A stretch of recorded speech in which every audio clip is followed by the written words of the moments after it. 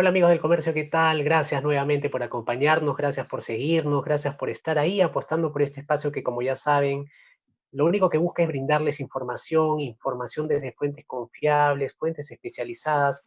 Ya tenemos más de 170 ediciones en este espacio. Les agradecemos muchísimo la confianza. Esta vez vamos a tocar un tema muy importante. Es el tema de qué manera ayudar, cuidar los ojos de nuestros hijos, de los niños, en medio de esta exposición tan constante de el estar frente a las pantallas que nos obliga a esta situación de pandemia, ¿no? Vemos quizás el teletrabajo, la teleeducación, conversaciones a través de WhatsApp, Facebook, coordinaciones directamente muy importantes que todo el mundo tiene que hacer, y para eso, por favor, hoy día nos acompaña el doctor Manuel Pérez Martino, oftalmólogo y profesor de medicina de la Universidad Peruana Cayetano Heredia. ¿Cómo se encuentra, doctor Pérez?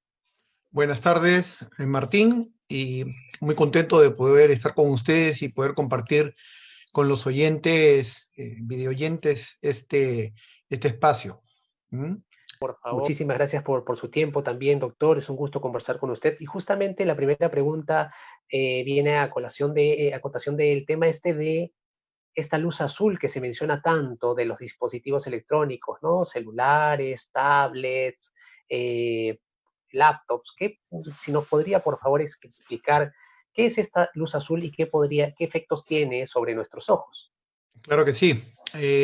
Bueno, se está hablando mucho de la luz azul en los últimos tiempos y más aún ahora en estas condiciones, eh, digamos, no muy comunes de pandemia en las que tenemos que estar frente a pantallas prácticamente todo el día. Si hablamos de los chicos, están recibiendo las clases todo el día vía computadoras, vía online. Luego de eso están con los celulares, hablando, jugando, y encima lo rematan con el uso de los televisores. Lo cierto es que si hay luz azul emitida por este tipo de monitores, no es la principal fuente de luz azul. La principal fuente de luz azul es la luz solar. Y la luz solar, dentro del espectro de luz que tiene, hay un espectro de luz ultravioleta, donde están los rayos ultravioletas nocivos, ¿no? Que sí pueden generar problemas tanto a nivel de piel, ojos, etcétera. Está demostrado por estudios que la luz azul emitida por las pantallas, ya sea de computadoras, celulares, smartphones, tablets o televisión, no es lo suficientemente fuerte como para generar este tipo de daño. Quizás más adelante me vayas a preguntar, pero podemos hablar de lo que viene a ser que es como un síndrome, ¿no? Es un síndrome que le llaman de visual digital o visual informático, debido al uso de pantallas, pero que está relacionado a otro tipo de problemas. Ok, doctor. Entonces, ahora yendo quizás a las recomendaciones, ¿cuánto tiempo debería tener un alumno, ¿no? Quizás si Ujú. pasa ya en la mañana viendo el tema de la teleeducación, por ejemplo, mi hijo se despierta bueno, comienza sus clases 8:20 y termina a las 2 de la tarde, más o menos. ¿Es recomendable ese tiempo? Después de eso, ¿qué debería hacer? Ya no más tablet, ya no más celular, ya no más televisor. ¿Qué opina al respecto? Claro, definitivamente acá hay un tema de educación con el uso de este tipo de dispositivos, ¿no? No existe definido por estudios, no hay una evidencia científica de cuánto tiempo es lo que debería una persona máximo estar frente a una pantalla, pero sí hay una serie de recomendaciones para evitar el tipo de fatiga ocular que se está generando con este uso. Eh, Cuando uno habla de fatiga ocular, habla de enrojecimiento de los ojos, habla de dolor, los ojos están sensibles, habla de lagrimeo inclusive, de visión borrosa, ¿m? Y todo eso asociado a el hecho de estar frente a un monitor, se secan los ojos. Recuerden que cuando están frente a una pantalla uno disminuye la frecuencia de parpadeo. Si normalmente hablamos de una frecuencia normal de 15 parpadeos por minuto, esto puede caer a la mitad o a la tercera parte, lo cual hace pues que el ojo se seque, y hace que el ojo pierda la capa protectora de lubricación y genera este tipo de problemas. Ahora, ¿qué hacer? Lo recomendable en este caso, si bien es cierto, muchas veces no es posible dejar de ver los monitores, lo que se puede hacer es educarlos en su uso. Por ejemplo, una primera recomendación sería procurar parpadear con más frecuencia, ¿no? Hacer que esto sea, si bien es cierto el parpadeo es algo involuntario, uno podría poner, por ejemplo, un papelito en el monitor diciendo que cada cierto tiempo acordarse de que tiene que parpadear. Se puede lubricar los ojos con el uso de lágrimas naturales que uno puede ponerse y no tienen mayor problema en cuanto al uso, no crean dependencia, no tienen efectos colaterales, etcétera. El otro asunto es, hay que tratar de graduar, por ejemplo, la cantidad de brillo que tienen las pantallas y tratar de hacerlas homogéneas con la luz del ambiente, para que el ojo no tenga que hacer tanto esfuerzo. Mejorar el contraste, eso también ayuda mucho, mejorando el contraste hace que el ojo descanse. ¿Mm? Y lo otro, hay una regla que le llaman la regla del 20-20-20, ¿no? Que significa que más o menos cada 20 minutos una persona debería dejar de ver con la proximidad de la pantalla y mirar a distancia. El 20 se refiere a 20 pies, que vienen a ser unos 6 metros, por un espacio de 20 segundos. Entonces, con esos intervalos, uno hace de que el ojo, los músculos alrededor del ojo, etcétera, se relajen y de tal manera generen menos cansancio visual. Ok, doctor. Muchísimas gracias por esas explicaciones, esas recomendaciones. Ahora sí, una pregunta también puntual. Se menciona mucho en internet esta recomendación de estas gafas que justamente le mencionaba antes de iniciar la entrevista. Estas gafas que dicen protegen de la luz azul de los dispositivos como celulares, tablets. ¿Y qué opinión tiene al respecto? ¿Son recomendables usar este tipo de protectores? Te agradezco la pregunta, Martín, porque es un motivo de consulta frecuente, ya sea en el consultorio por parte de los pacientes o inclusive en la calle. Ha habido un boom con esto de la venta de lentes, inclusive por internet, de lentes con filtro azul, ¿no? Si recordamos que la emisión de luz azul por parte de las pantallas es mínima y no es nociva para el ojo, no tendrían mayor razón de ser.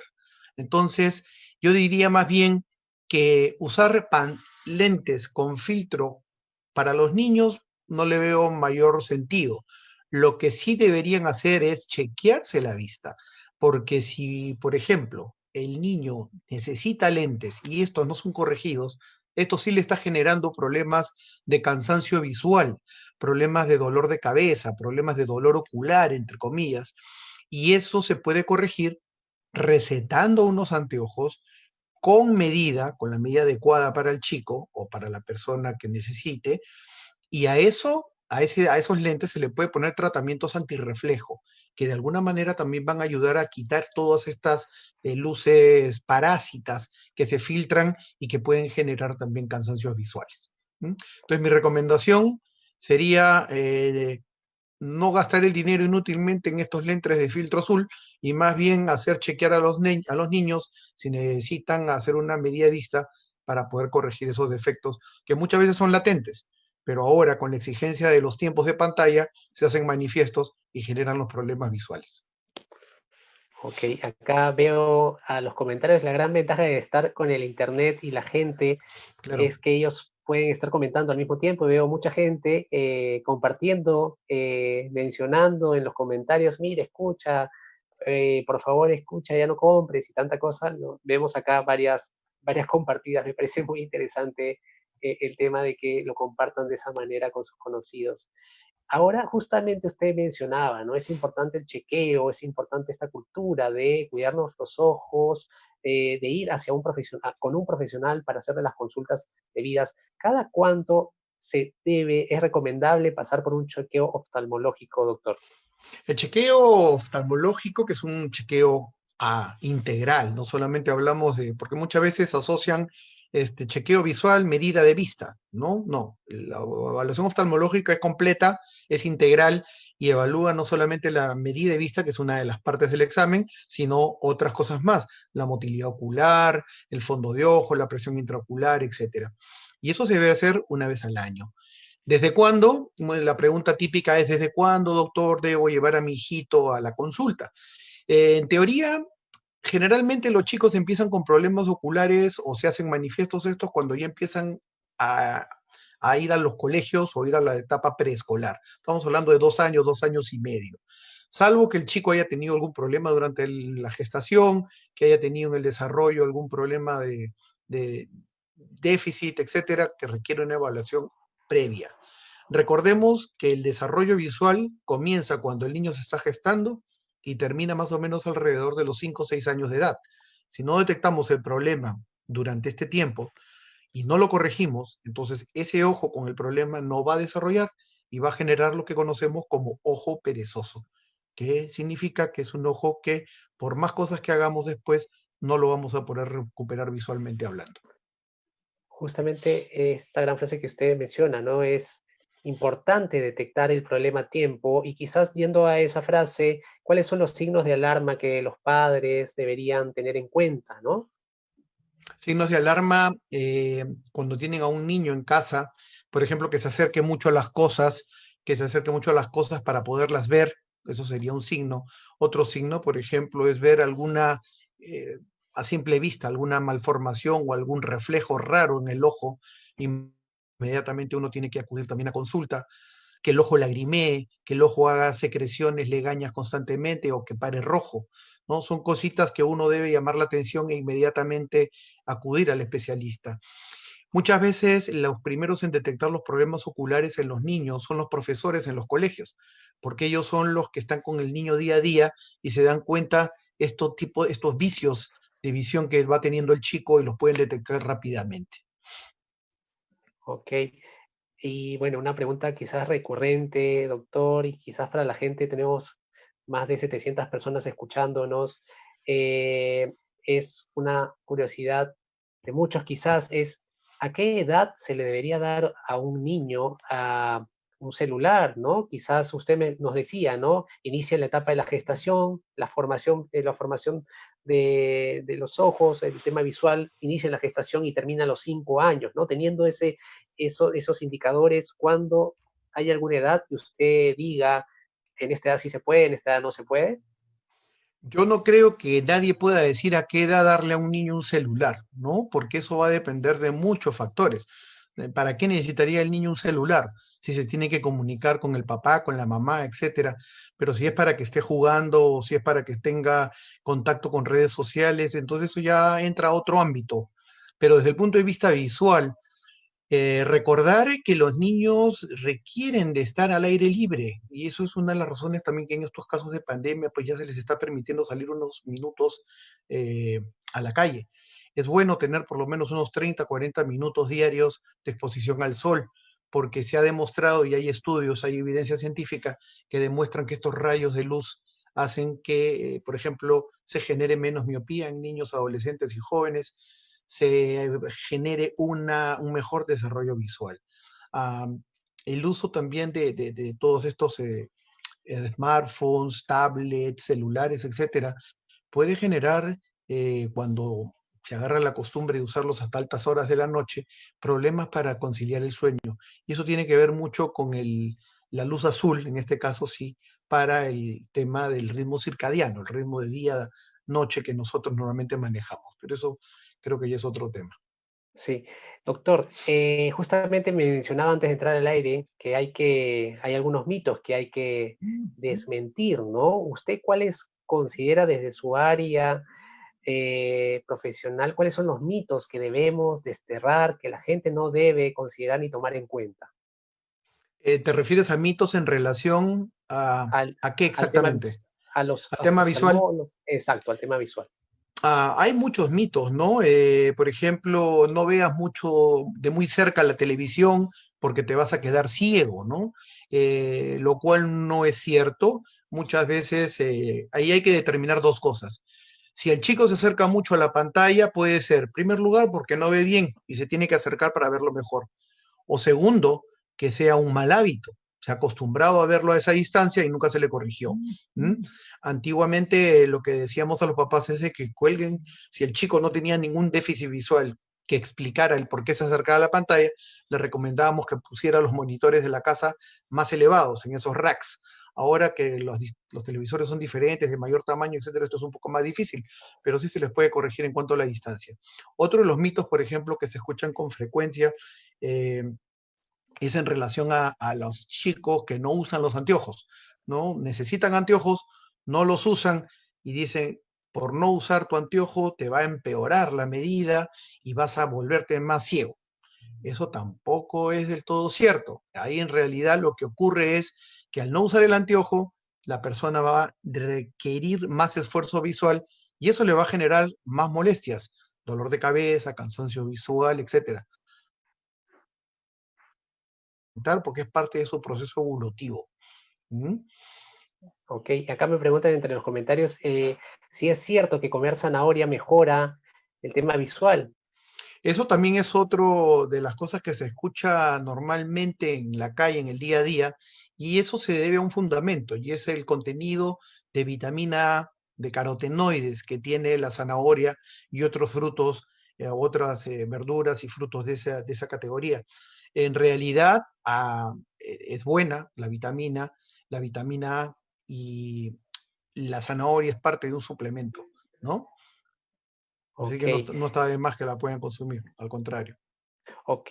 Justamente al inicio cuando hablábamos del tema de la luz azul, usted mencionaba el síndrome. No sé si nos pueda detallar, por favor, al respecto y qué medidas Sí, tomar en cuenta, ¿no? claro que sí. Mira, está descrito y se habla mucho ahora de lo que le llaman, traducido del inglés, vendría a ser el síndrome informático visual. Otros le dicen el síndrome ocular digital. Y está en relación casualmente al uso muy amplio de pantallas, ¿no? Básicamente lo que va a ocurrir ahí, repito, es que la persona se fija atenta a la pantalla y disminuye la frecuencia de su parpadeo normal. Y eso es porque uno está atento a lo que hace. Lo mismo ocurre cuando lees mucho rato. O sea, es un síndrome que en este caso se asocia a pantalla, pero que también lo vemos y es de la misma manera cuando lee muy de cerca o está atento haciendo algún trabajo que requiere precisión de cerca. Lo que va a ocurrir es que uno contrae los músculos de la frente, contrae los músculos oculares, cierra la pupila, que también hay una contracción de músculos ahí, disminuye la frecuencia de parpadeo y todo eso con el transcurso de las horas va generando cansancio, que se manifiesta en el ojo, como dije, por lagrimeo, enrojecimiento, visión borrosa. Hay visión borrosa en los pacientes que muchas veces se asustan por eso. Entonces, todo eso se engloba en este que llamamos síndrome visual. ¿Cómo tratar de evitarlo? Haciendo Sí. pausas, haciendo pausas, como dije, cada ciertos minutos, cada 15, 20 minutos, hacer un parar, eh, mirar a otro lado, parpadear.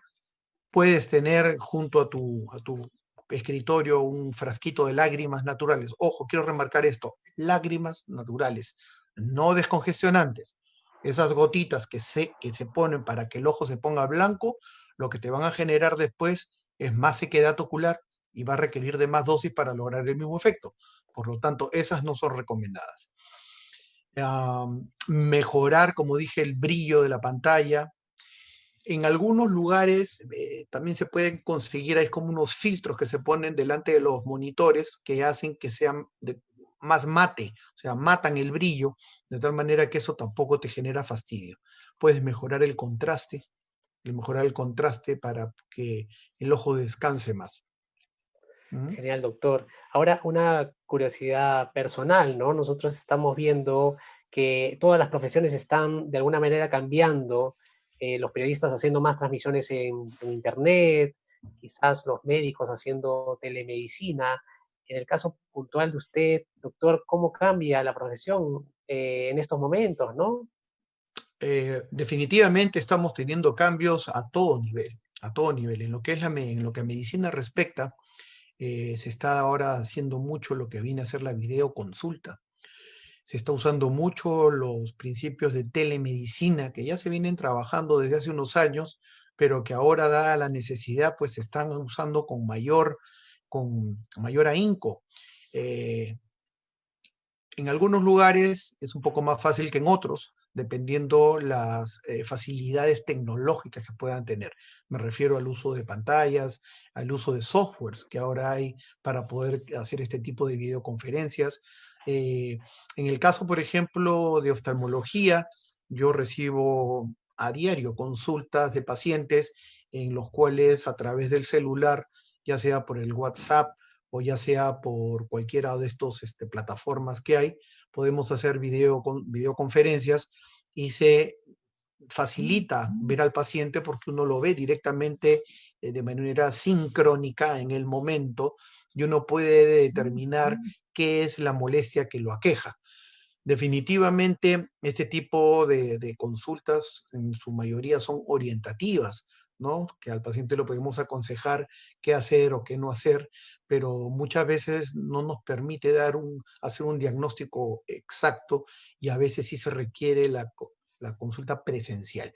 Pero ayuda mucho sobre todo en lugares donde no hay la facilidad de tener un especialista cerca y se puede desde una manera remota eh, llevar un tratamiento o llevar una conducta a seguir.